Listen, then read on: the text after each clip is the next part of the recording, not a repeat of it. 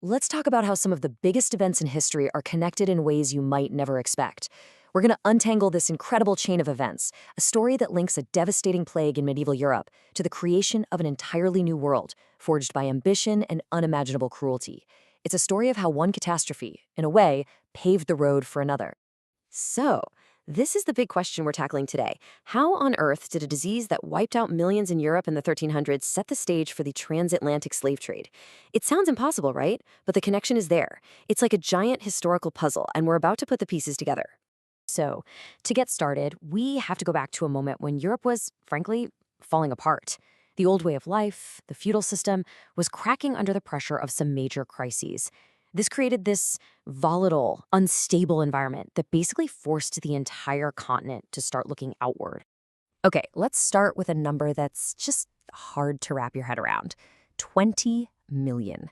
That's the estimated number of people who died from the Black Death in Europe in just 7 years. I mean, in some places, a third of the population was just gone. This wasn't just a tragedy, it was an economic earthquake that completely shattered the foundations of society. You had this perfect storm of change brewing from 3 different directions. First, because of the plague, suddenly there weren't enough workers. So, for the first time, peasants had some power. They could demand higher wages and weren't tied to the land anymore. At the same time, you had the Crusades, which for all their violence, basically exposed Europe to new goods, new maps, and new ideas about sailing. And then, boom, the Reformation comes along and shatters the central authority of the church, encouraging people to question everything. All 3 of these forces created this powerful new urge to go somewhere else.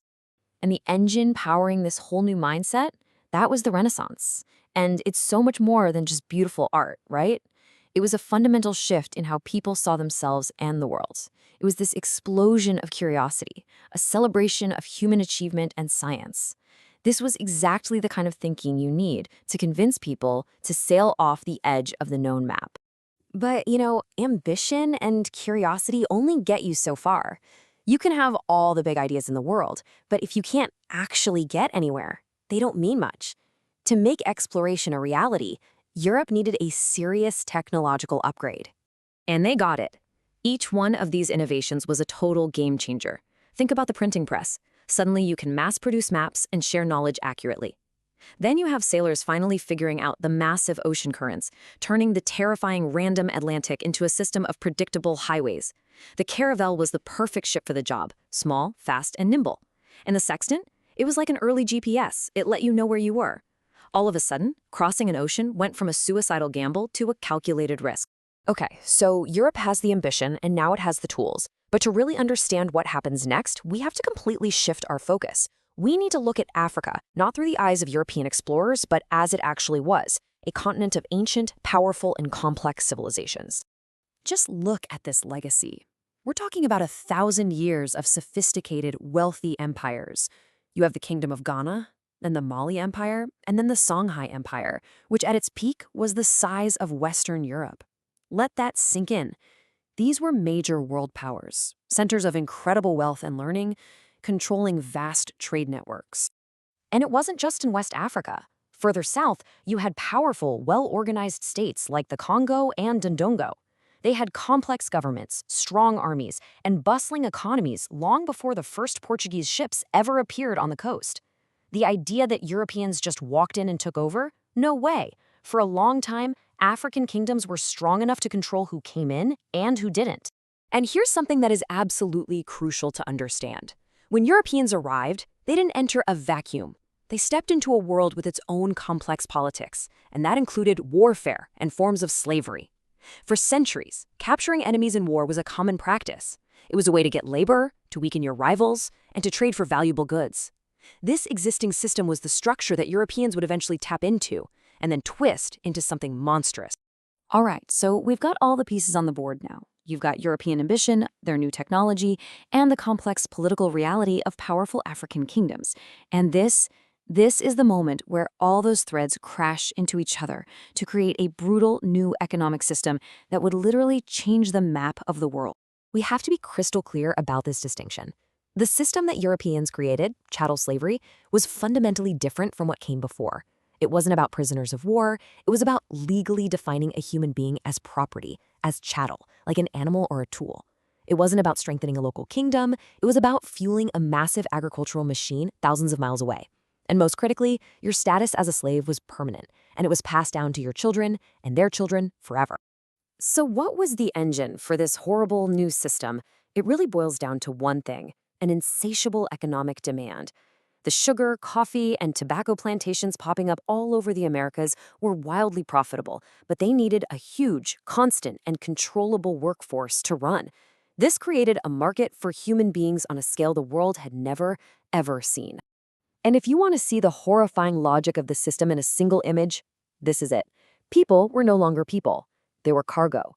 They were items in a ledger, packed into ships with cold, calculated efficiency, all to maximize the profit of a single voyage. It is the ultimate picture of dehumanization. But that's a diagram. It's an abstraction. To understand the reality, we have to listen to the people who were forced to live through it. These are the words of Olaudah Equiano, who survived this journey. He wrote, "The closeness of the place, so crowded that each had scarcely room to turn himself, almost suffocated us, brought on a sickness among the slaves, of which many died." That was the reality. The sheer numbers, they're almost impossible to comprehend. Somewhere between 8 and 15 million African people survived the nightmarish journey across the Atlantic known as the Middle Passage. And that's just the number who survived. Millions more died before they ever even reached the Americas. This was a centrally planned mass forced migration built on human suffering.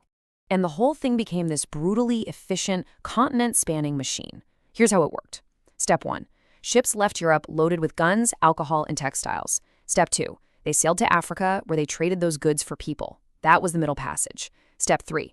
They sailed to the Americas, traded the enslaved people for sugar, coffee, and tobacco, and then sailed back to Europe to sell those crops for a massive profit, which funded the next trip.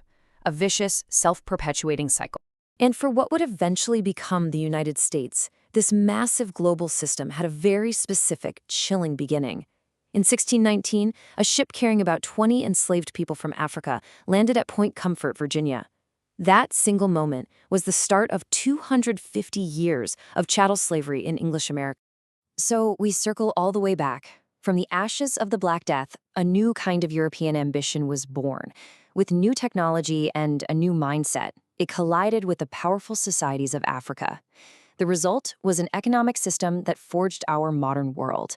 And it leaves us with one last massive question.